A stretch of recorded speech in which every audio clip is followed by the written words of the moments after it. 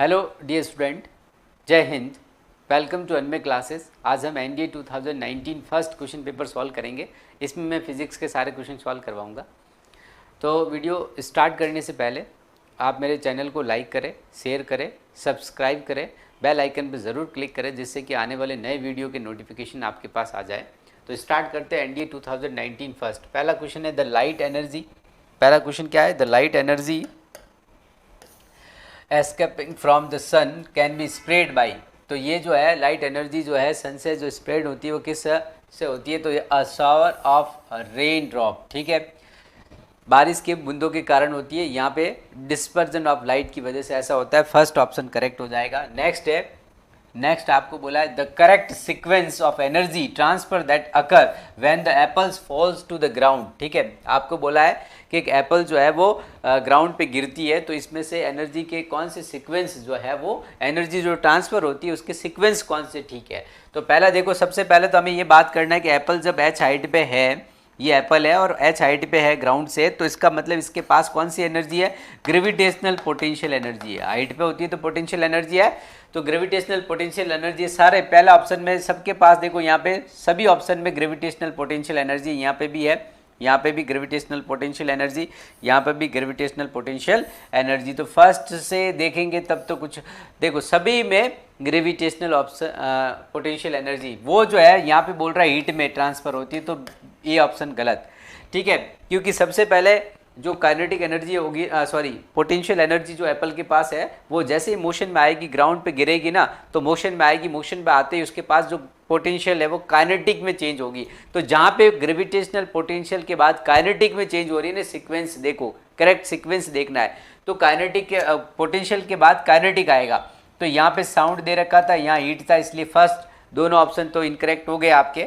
और gravitational potential energy फिर kinetic में चेंज हो रही है, फिर हीट में, बिल्कुल एयर रेजिस्टेंस के कारण एयर में आएगी हीट, और फिर हीट एनर्जी जो है ground and apple to sound energy, ठीक है, और वो हीट एनर्जी से टकरा फिर ग्राउंड पे आएगा, तो ग्राउंड के बाद किस में? ग्राउंड से टकराएगा तो साउंड एनर्जी में कन्वर्ट होगा।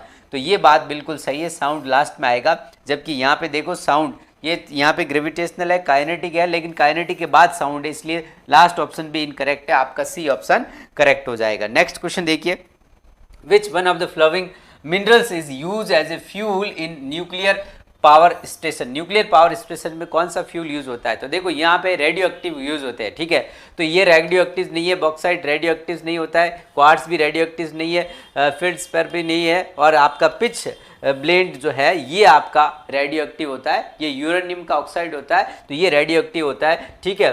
फ्यूल न्यूक्लियर पावर स्टेशन में रेडियो एक्टिव यूज होता है, डी ऑप्शन आपका करेक्ट हो जाएगा। नेक्स्ट देखो, विच one of the flowing can charge an insulator, ठीक है, इंसुलेटर पे चार्ज जो है वो किस विच one of the flowing can charge an insulator, ठीक है, तो इंसुलेटर पे जो चार्ज होता है वो स्टैटिक इलेक्ट्रिसिटी की वजह से होता है, ठीक है। कोई भी मटेरियल है उस पर जो चार्ज हम डेवलप करते हैं वहाँ पे 3 तरह के प्रोसेस होते हैं, ठीक है। किसी मटेरियल पे जैसे हम रबिंग से करते थे, फ्रैक्शनल इलेक्ट्रिसिटी इंडक्शन से करते थे, और हम किससे करते हैं? कंडक्शन मेथड से, ठीक है, किसी मटेरियल पे चार्ज को डेवलप करते हैं यहाँ पे, तो इस तरह से स्टैटिक इलेक्ट्रिसिटी यहाँ पे हो जाएगा आपका राइट आंसर। नेक्स्ट देखिए यहाँ पे 20 degree Celsius the speed of sound in water approximately, तो साउंड की स्पीड वाटर में कितनी होगी? तो देखो यहाँ पे आपको समझना, यहाँ पे मैं यह कह रहा हूँ कि सबसे ज़्यादा साउंड की स्पीड सॉलिड में होती है, फिर लिक्विड में, उससे कम गैस में, सबसे कम गैस में होती है। तो 20 डिग्री अगर सेल्सियस टेम्परेचर पे बात करें तो जो गैस में होती है कितनी? 340 मीटर पर सेकेंड। गैस की 4 टाइम्स होती है किसमें? आप अप्रोक्सीमेट 4 टाइम्स होती है किसमें? लिक्विड में। और इस गैस की 15 टाइम्स जो होती है ना वो होती है सॉलिड में, ये बात आपको ध्यान में रखनी है। तो देखो यहाँ पे वाटर में अप्रोक्सीमेट पूछा, वाटर कैसा है? लिक्विड स्टेट में, तो 20 डिग्री पे 340 मीटर पर सेकेंड अगर है तो लिक्विड में क्या? वाटर लिक्विड है, तो लिक्विड में 340 की क्या 4 टाइम्स हो जाएगी। जब आप इसको इससे मल्टीप्लाई करेंगे तो आपका आंसर कितना आएगा? 1316 मीटर पर सेकेंड वाटर में इतनी होनी चाहिए। उसने बोला अप्रोक्सीमेटली, तो ये नियरेस्ट ऑप्शन किसके 1500 के पास है, तो 1500 मीटर पर सेकेंड आपका राइट आंसर हो जाएगा। नेक्स्ट देखिए, let us consider a copper wire having a radius r and length l, let us its resistance be R. If the radius of another copper wire is 2R and the length is L by 2, then the resistance of these wire will be. तो इस wire का resistance क्या होगा आपको ये बताना है। तो हमारे पास देखो दो तरह के वायर है, ठीक है। वायर नंबर ए ले लेते हैं, ये वायर नंबर बी है। तो पहले वाले वायर का जो रेडियस है, क्या कॉपर वायर है, उसकी रेडियस आपको आर दे रखी है, लेंथ एल है। अब दूसरा जो वायर है उसकी और उसका रेजिस्टेंस आपको आर ओम दिया हुआ है, ठीक है। और आपको बोला है कि दूसरा कॉपर का वायर है, उसकी रेडियस जो है वो 2r है और उसकी लेंथ l बाई 2 है। तो बताओ रेजिस्टेंस क्या हो जाएगा इस वायर का। तो देखो यहाँ पे इसका रेजिस्टेंस जो है वो क्या होगा, रो एल अपॉन यहाँ पे ए आता है क्रॉस सेक्शनल एरिया। तो एरिया में क्या पाई आर स्क्वायर लेंगे, तो यहाँ पे रेडियस का क्या पाई आर स्क्वायर हो जाएगा। यहाँ पे अगर मैं कह रहा हूँ कि इस वायर का दूसरे वायर का जो रेजिस्टेंस है वो निकालना है, तो वो क्या होगा रो, क्योंकि कॉपर का ही है, दोनों ही कॉपर के, तो यह रेजिस्टिविटी तो सेम रहेगी। फिर यहाँ पे लेंथ है एल बाई 2 अपॉन में क्या आ जाएगा, यहाँ पे 2r का स्क्वायर, पाई आर स्क्वायर होता है, तो यहाँ पे 2r का स्क्वायर हो गया 4r स्क्वायर, ठीक है। तो ये जो मेरे पास r डैश आया वो क्या होगा रो, ये l अपॉन, ये ध्यान देना 2 नीचे आएगा और क्या होगा 8 पाई r स्क्वायर, ये 2 नीचे आएगा तो 8 हो जाएगा। तो rho L upon 8 pi r square ये हो जाएगा। अब देखो ये rho L upon pi r square, तो ये देखो rho L upon pi r square क्या है, वो आर है। तो ये जो इस वायर का रेजिस्टेंस होगा ना, यहाँ पे इसको हम लिख सकते हैं इस पूरे को क्या आर, इस पूरे को आर लिख सकते हैं क्योंकि ये आर है, अपॉन में क्या 8। तो जो दूसरे वायर का रेजिस्टेंस है वो पहले ध्यान देना क्या होगा आर बाई 8 हो जाएगा। तो यहाँ पे राइट आंसर होगा आपका डी, आपका डी ऑप्शन करेक्ट है। नेक्स्ट क्वेश्चन है basic scientific principle behind a nuclear reactor. Nuclear reactor में जो बेसिक साइंटिफिक प्रिंसिपल है वो है कंट्रोल न्यूक्लियर फ्यूजन, ठीक है। न्यूक्लियर फ्यूजन जो है वो यहाँ पे कंट्रोल हो जाता है। ध्यान देना ये जो बेसिक न्यूक्लियर रिएक्टर के अंदर क्या होता है कि जो हैवी न्यूक्लियस होते हैं उनको क्या स्मॉल जो है न्यूक्लियस में ब्रेक करते हैं, ठीक है, जिससे बहुत ज़्यादा लार्ज अमाउंट में एनर्जी निकलती है, तो उसको हम कंट्रोल कर सकते हैं, ये कंट्रोलेबल होता है, ठीक है। तो ये न्यूक्लियर रिएक्टर जो है वो कंट्रोल न्यूक्लियर फ्यूजन होता है, ठीक है। फ्यूजन में हम कंट्रोल नहीं कर सकते, ओके। अब देखो इसके बाद नेक्स्ट है Who among the following has explained the phenomena of the photoelectric effect? Photoelectric effect phenomena को किसने एक्सप्लेन किया था, तो अल्बर्ट आइंस्टीन ने एक्सप्लेन किया था। नेक्स्ट क्वेश्चन है two metallic wire A and B are made using copper. The radius of wire A is R while its length is L. A DC voltage V is applied across the wire A causing a power or dissipation of P. The radius of wire B is 2R and its length is 2L, and the same DC voltage V applied across it causing the power dissipation of P1. Which one of the following is the correct relationship between P and P1? आपको बोला है कि दो, यहाँ पे ध्यान देना, दो कॉपर के वायर है A और B। पहले वाले वायर की जो रेडियस है वो R है और इसकी लेंथ L है। अब उसमें उसको जो DC वोल्टेज दे रखा है वो वोल्टेज अप्लाई किया V, ठीक है, अक्रॉस द वायर A, तो जिससे जो उससे वायर से जो पावर जनरेट होती है वो है P। अब बोल रहा है दूसरा वायर है आपके पास कॉपर जिसका वैल्यू वो क्या है B, और उसकी रेडियस 2R है, उसकी लेंथ 2L है, उसको भी सेम DC वोल्टेज अप्लाई किया है V, तो वो कह रहा है उससे जो पावर निकलती है वो है P1। तो पहले वाले वायर की जो पावर है P, दूसरे वाले की है P1, इनके बीच में क्या रिलेशन है वो बताना है। तो देखो वायर नंबर A है, उसके पास जो रेडियस है वो R है और उसकी लेंथ L है और उसकी पावर है P, ठीक है। इसी तरह से हम बात करेंगे यहाँ पे वायर नंबर बी की जो रेडियस है वो 2R है और उसकी लेंथ 2L है, उसकी पावर है P1। तो देखो यहाँ पे हम इसकी पावर को निकालते हैं, तो दोनों के क्या के रिलेशन हमें पावर के बीच में देखा, दोनों की पावर निकालेंगे। तो पहले वाले वायर का जो रेजिस्टेंस है वो कितना होगा, तो रेजिस्टेंस होता है रो, यहाँ पे लेंथ है क्या L अपॉन A क्या होता है क्रॉस सेक्शनल एरिया, तो यहाँ पे रेडियस दे रखी है तो रेडियस क्या लिखेंगे पाई R स्क्वायर, ठीक है, ओके। तो ये इसका रेजिस्टेंस आ जाएगा किसका, वायर नंबर A का। अब यहाँ पे इसकी पावर देखते हैं, तो पावर का formula V square upon R, ठीक है। ये रेजिस्टेंस कौन से वाले वायर का, वायर नंबर A का रेजिस्टेंस ले लो, ठीक है, ओके। अब देखो यहाँ पे जो पावर फाइनली आपके पास आएगी V स्क्वायर अपॉन RA की वैल्यू कितनी होगी, रो L, ये पाई आर स्क्वायर कहाँ जाएगा, ऊपर जाएगा, तो पाई आर स्क्वायर इस तरह से हो जाएगा। तो ये आपके पास जो है वो फर्स्ट वाले वायर की, वायर नंबर ए की क्या आ जाएगी, पावर आ जाएगी। इसी तरह वायर नंबर बी का अगर हम रेजिस्टेंस निकालें तो कितना हो जाएगा, वो रेजिस्टेंस होगा आपके क्या, रो, क्योंकि दोनों ही कॉपर के तो डेंसिटी सेम रहेगी। फिर लेंथ कितनी है, 2L दे रखा है। यहाँ पे इसका देखो जो रेडियस है वो 2R है, तो यहाँ पे हो जाएगा वो इसका हम कर देंगे पाई, रेडियस 2R का स्क्वायर तो हो गया 4R स्क्वायर, ठीक है, ओके।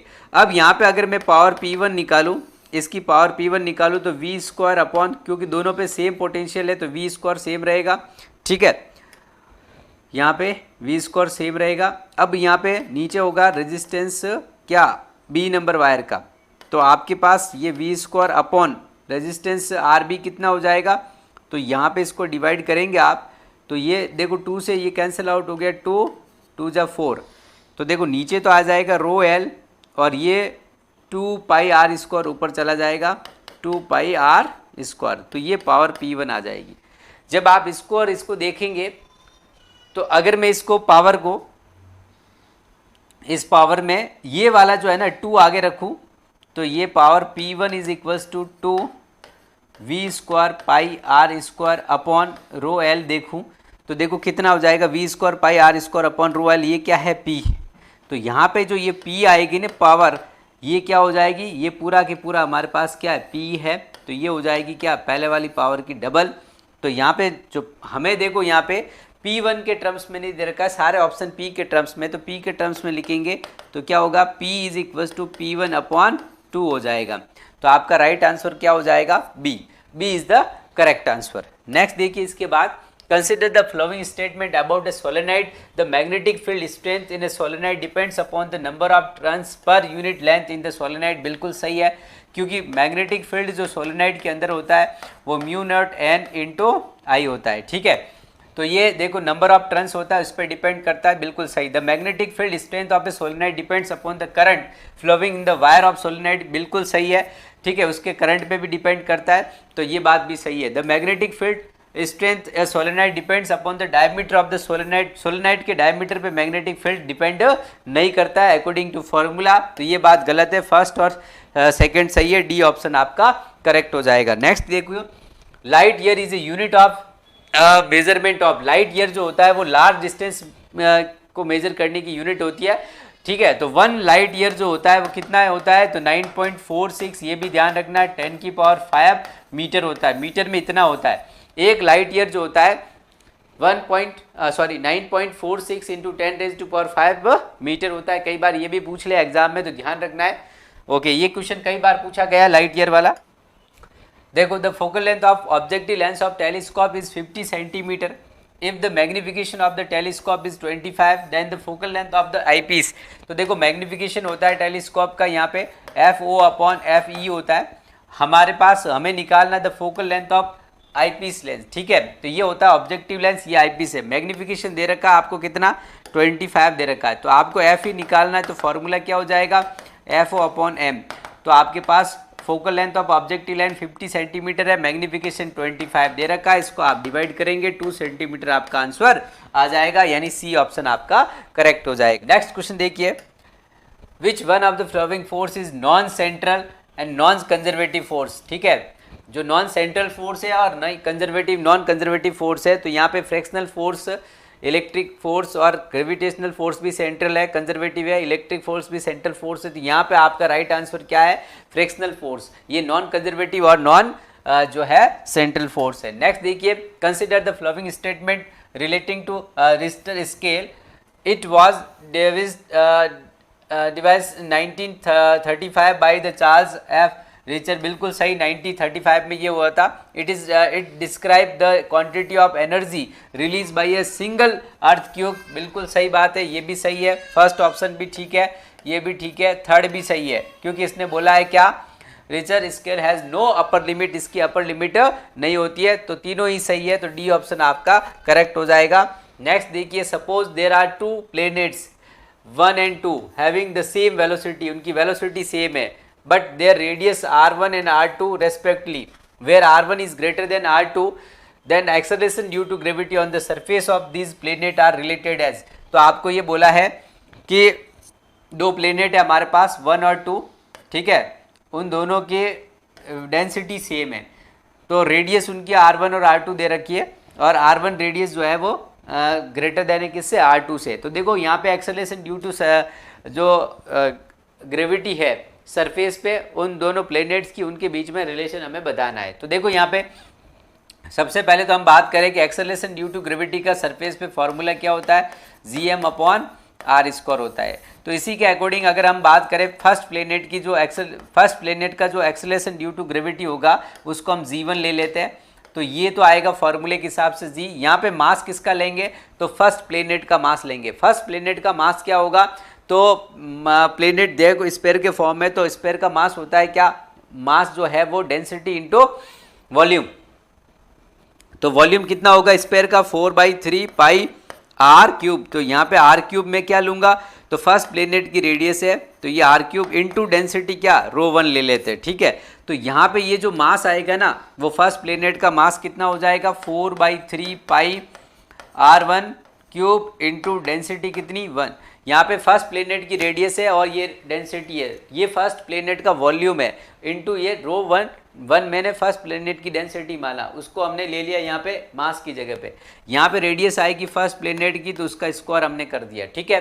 तो ये तो मैंने कहा क्या आ गया मेरे पास, ये मेरे पास आ गया फर्स्ट प्लेनेट का एक्सेलरेशन ड्यू टू ग्रेविटी, ठीक है। दूसरे प्लेनेट की अगर हम बात करें तो सिमिलरली वो भी ऐसे ही हो जाएगा, G4/3 पाई r2। यहाँ पर क्या है, सेकेंड प्लेनेट के रेडियस r2 ले लेंगे, r2 का क्यूब इंटू डेंसिटी ρ2 ले लेंगे अपॉन r2 का स्क्वायर करेंगे। जब आप इन दोनों को कंपेयर करेंगे या इसमें इसको डिवाइड G1/G2 आप कर रहे होंगे, तो देखो यहाँ पे ये पूरा के पूरा कैंसिल आउट हो जाएगा, ये यहाँ से कैंसिल आउट हो जाएगा, ठीक है। और ρ1 और ρ2 भी कैंसिल आउट हो जाएगा, क्योंकि ρ1 और ρ2 यानी दोनों की सेम डेंसिटी हमें बोला है, तो सेम डेंसिटी होगा तो ρ1 और ρ2 सेम ही होगा, तो ये भी कैंसिल आउट हो जाएगा।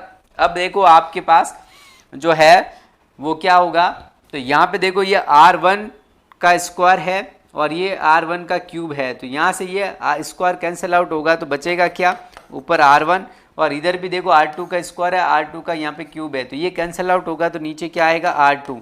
तो यहाँ पे देखो 1 जो है acceleration due to gravity of first planet जो है वो रेडियस के उसके रेडियस के डायरेक्टली प्रोपोर्शनल है। यानी हमें रेडियस में क्या रिलेशन दिया हुआ है कि रेडियस ये दे रखा है कि r1 ग्रेटर देन r2, तो जिसकी रेडियस ज़्यादा होगी उसका एक्सेलरेशन ड्यू टू ग्रेविटी भी ज़्यादा होगा, यानी G1 इज ग्रेटर देन होगा G2। तो इस तरह से आपका कौन सा ऑप्शन, फर्स्ट ऑप्शन आपका करेक्ट हो जाएगा, ए ऑप्शन आपका करेक्ट है। नेक्स्ट क्वेश्चन देखिए, the sun is seen little before it rises, ठीक है, and for a short while after it sets, this is because of, ठीक है। तो ये जो है वो क्या होता है, एटमॉस्फेरिक रिफ्रैक्शन की वजह से होता है, ठीक है। ये बी ऑप्शन आपका करेक्ट हो जाएगा। नेक्स्ट क्वेश्चन देखिए, a figure shown below the time versus position graph of the three object A, B, C. Which one of the following is the correct relation between their speeds VA, VB and VC respectively at any instant t is greater than 0? तो आपको बोला है कि time versus position graph दिया हुआ है, तीन object है हमारे पास ए बी सी, उनका जो है वो स्पीड के बीच में ध्यान देना, उनकी speed V A V B V C है, तो आपको बताना है कौन सी बात ठीक है। तो यहाँ पे देखो पोजीशन अपॉन टाइम, ध्यान देना, पोजीशन टाइम ग्राफ यानी डिस्प्लेसमेंट टाइम ग्राफ यहाँ पे वेलोसिटी को रिप्रेजेंट करता है, स्लोप किसको बताएगा, वेलोसिटी को। और मैं यूं कहूंगा कि यहाँ पे देखो पोजीशन किसकी ज्यादा है, जिसका डिस्प्लेसमेंट ज्यादा है वो उसकी वेलोसिटी भी ज्यादा होगी, ठीक है, ओके। तो यहाँ पे अब मैं कहूंगा कि ये देखो यहाँ से ये इस एक्सेस पे पोजीशन दे रखा है, तो यहाँ पे ये पोजीशन इसकी ज़्यादा है, ठीक है, इसकी पोजीशन यहाँ पे कम है, ठीक है, बी की, तो बी का डिस्प्लेसमेंट कम होगा, ठीक है, तो जो ज़्यादा पोजीशन कवर करेगा तो उसकी वेलोसिटी भी ज़्यादा होगी, ठीक है। यहाँ पे ये इसका डिस्प्लेसमेंट कम है तो ये वेलोसिटी कम होगी, ठीक है, क्योंकि यहाँ पे मैग्नीट्यूड जो है वो यहाँ पे इस पोजीशन यानी ए वाले का ज़्यादा है। तो यहाँ इस ग्राफ से देखते हैं, अब स्लोप निकालने की भी जरूरत नहीं, ग्राफ से ही पता चल रहा है। तो यहाँ पे velocity of A is greater than क्या होगा, velocity of B is greater than velocity of C, यानी आपका कौन सा बी ऑप्शन करेक्ट हो जाएगा। नेक्स्ट देखिए इसके बाद, one dyne a unit of force in CGS system is equal to, तो 1 डायन, देखो 1 डायन जो सीजीएस में होता है ना, ये इक्वल होता है किसका, किसके इक्वल होता है, तो 1 डायन जो होता है इज इक्वल टू होता है 1 ग्राम सेंटीमीटर पर सेकेंड स्क्वायर, ठीक है। तो ये इसके आपके इक्वल होता है। ध्यान देना, ये फोर्स की यूनिट होती है सीजीएस में। तो अब हम बात करेंगे इसको, अगर हम 1 डायन देख रहे हैं तो 1 डायन होता है 1 ग्राम सेंटीमीटर पर सेकेंड स्क्वायर, तो 1 ग्राम सेंटीमीटर पर सेकेंड स्क्वायर 1 ग्राम होना चाहिए था। यहाँ पे 10 की पावर 3 ग्राम है तो ये नहीं होगा। ये ग्राम सेंटीमीटर पर सेकेंड तो है लेकिन 10 की पावर -3 है, नहीं होगा। यहाँ पे भी 10 की पावर 5 है तो नहीं होगा। तो अब हम बात करते हैं, ये डी ऑप्शन आपका करेक्ट हो जाएगा, क्योंकि हम क्या करेंगे, ग्राम को केजी में कन्वर्ट करेंगे तो क्या हो जाएगा 10 की पावर -3 केजी, ओके। और सेंटीमीटर को मीटर में कन्वर्ट करेंगे तो क्या होगा, तो सेंटीमीटर में 100 का डिवाइड करेंगे 10 की पावर -2, ये पर सेकेंड स्क्वायर। तो देखो 10 और ये 10, ये तो हो गया मीटर में, तो ये दोनों बेस सेम है तो पावर ऐड हो जाएगी, तो 10 की पावर -5 केजी मीटर पर सेकेंड स्क्वायर। तो 1 डायन जो है वो 10 की पावर केजी मीटर पर सेकेंड के इक्वल हो जाएगा, ठीक है। तो ये राइट आंसर डी हो जाएगा। नेक्स्ट देखिए आपको, in the given velocity v versus time t graph accelerated and the decelerated motion are respectively represented by the line segment, ठीक है। तो ये कह रहा है कि ये देखो वेलोसिटी टाइम ग्राफ दे रखा है, वेलोसिटी वर्सेस टाइम ग्राफ है, इसमें एक्सेलरेटेड और decelerated motion are respectively represent by the line segment. तो पहले तो बोल रहा है एक्सेलरेटेड मोशन कहाँ पे हो रहा है, तो एक्सेलरेटेड तो देखो यहाँ पे ऊपर जाएगा, तो ये तो एक्सेलरेशन हो रहा है सी से डी में, ठीक है। तो सी से डी एक्सेलरेटेड रेस्पेक्टिवली पूछा है, बाद में हमें डिक्लेरेटेड बोलना है, यानी डिक्लेरेशन यानी नेगेटिव एक्सेलरेशन रिटार्डेशन कहाँ पे हो रहा है, तो ए बी वाला सेगमेंट। तो ये सी से डी वाला सेगमेंट तो आपको क्या बता रहा है, आपको बता रहा है एक्सेलरेटेड, और ए बी सेगमेंट आपको इस ग्राफ में क्या बता रहा है, ए बी सेगमेंट इस ग्राफ में आपको रिटार्डेशन बता रहा है, यानी डिक्लेरेशन बता रहा है। तो ये आपका सी ऑप्शन करेक्ट हो जाएगा। नेक्स्ट देखिए इसमें, which one of the following statement regarding the thermoflask is not correct. तो इसके हिसाब से कौन सा स्टेटमेंट ठीक नहीं है, the walls of flask are separated by vacuum and made of glass which is poor conductor of heat, ये पुअर नहीं होता है। फिर बोल रहा है the glass walls themselves have the shiny surface, ये भी नहीं है। The surface of the inner wall radiates good amount of heat and the surface of outer walls absorb the sum of the heat that is radiated from the inner walls, ये बिल्कुल सही है। C option आपका यहाँ पे थर्मोफ्लास्क के बारे में क्या हो जाएगा, राइट। नेक्स्ट देखिए इसके बाद, ब्लैक होल इज है, ब्लैक होल जो है वो क्या है, hug black star with a zero accelerated due to gravity, no star which has moderate accelerated due to gravity on its surface, नहीं, ये भी बात नहीं है, ठीक है। फिर बोल रहा है the star which has a collapse into the self and has a large acceleration due to gravity on its surface, ये बिल्कुल सही बात है, लार्ज एक्सेलरेशन। तो सी ऑप्शन आपका करेक्ट हो जाएगा ब्लैक होल के बारे में, ठीक है, ओके। नेक्स्ट देखिए इसके बाद, the formula for the conservation between Fahrenheit and Celsius, Celsius और फ़ारेनहाइट के बीच में क्या सही है। तो देखो सेल्सियस और फ़ारेनहाइट के बीच में क्या रिलेशन होता है, तो हम ये जानते हैं C/100 is equal to F-32/180 होता है, ठीक है। आप जब इसको सिंप्लीफाई करते हैं तो इस तरह से कर सकते हैं आप, ये हो जाएगा आपके 5 जा और ये 20 से डिवाइड करेंगे तो 9 जा आता है, ठीक है। तो यहाँ पे इस तरह से होता है, इसको अगर आप इधर भेजते हैं, इस 9 को इधर भेज देंगे तो ये 9/5 हो जाएगा सेल्सियस में, ठीक है। This is equal to F-32। तो 9 में अगर इसको डिवाइड करते हो तो ये होता है 1.5 C सेल्सियस में, this is equal to F-32। अब यहाँ पे दे रखा F is equal to X, ये देखो 1.8 C, तो ये तो 1.8 C हो गया। अब अगर ये F लाता हूँ तो ये अगर इधर आएगा तो ये क्या होगा 1.8 C, यहाँ पे इसको ऐसा समझिए 1.8 C, ये उधर आएगा तो +32 इज इक्वल टू F, यानी आपका क्या बन जाएगा, इसी को थोड़ा मैं यहाँ पे समझाता हूँ। देखो यहाँ पे ये 1.8 C है और ये 32 को उधर भेजेंगे तो क्या होगा 32 this is equal to F. तो बताओ एफ इज इक्वल टू, ये बोल रहा है एक्स की वैल्यू यहाँ पे क्या होगी, करेक्ट रिलेशन देखना है। तो ध्यान देना एक्स यहाँ पे पूछा था, इसमें एक्स लिखा नहीं, तो यहाँ पे ये जो है 1.8 इंटू डिग्री सेल्सियस, तो यहाँ पे एक्स जो है एक्स की जगह पे क्या आएगा, तो एक्स की जगह पे आएगा 32, तो यहाँ पे राइट आंसर होगा ए। नेक्स्ट क्वेश्चन देखिए, when a beam of light passes through a glass prism the color of light beam that deviate the least। तो आपको ये बोल रहा है कि एक बीम ऑफ लाइट है, वो अगर ग्लास किसी, ध्यान देना, प्रिज्म से जब पास होती है तो कौन सा कलर लाइट का जो है वो लिस्ट रिफ्रैक्ट होता है। ठीक है, क्या बोलता है, जो डेविएशन उसमें आता है ना, जो लिस्ट रिफ्रैक्ट होगा उसी के अंदर डेविएशन कम होगा। तो लिस्ट रिफ्रैक्ट कौन सा होता है, तो ध्यान देना, जब किसी प्रिज्म से व्हाइट लाइट जाती है तो इसमें जो लिस्ट रिफ्रैक्शन जो होता है ना, वो किसका होता है, तो लिस्ट रिफ्रैक्शन होता है रेड का। क्योंकि यहाँ पे ये जो विबग्योर है, विबग्योर के अंदर हम क्या कहते हैं, तो विबग्योर में ये कहते हैं कि जब ऊपर से नीचे आते हैं तो इसकी वेवलेंथ क्या होती है, वेवलेंथ जो है वो शॉर्ट वेवलेंथ से लॉन्ग वेवलेंथ होती है। तो रेड की सबसे ज़्यादा वेवलेंथ होती है, और वेवलेंथ जो है वो इन्वर्सली प्रोपोर्शनल है किसके, रिफ्रैक्शन के। ठीक है, तो रिफ्रैक्शन के इन्वर्सली प्रोपोर्शनल है, तो जिसकी वेवलेंथ ज़्यादा उसमें रिफ्रैक्शन कम होगा। तो रेड की वेवलेंथ ज़्यादा, इसलिए इसमें रिफ्रैक्शन कम होगा। तो सबसे लिस्ट रिफ्रैक्ट जो होगा ना, उसी वही डेविएट क्या होगा, कम डेविएशन उसमें आएगा।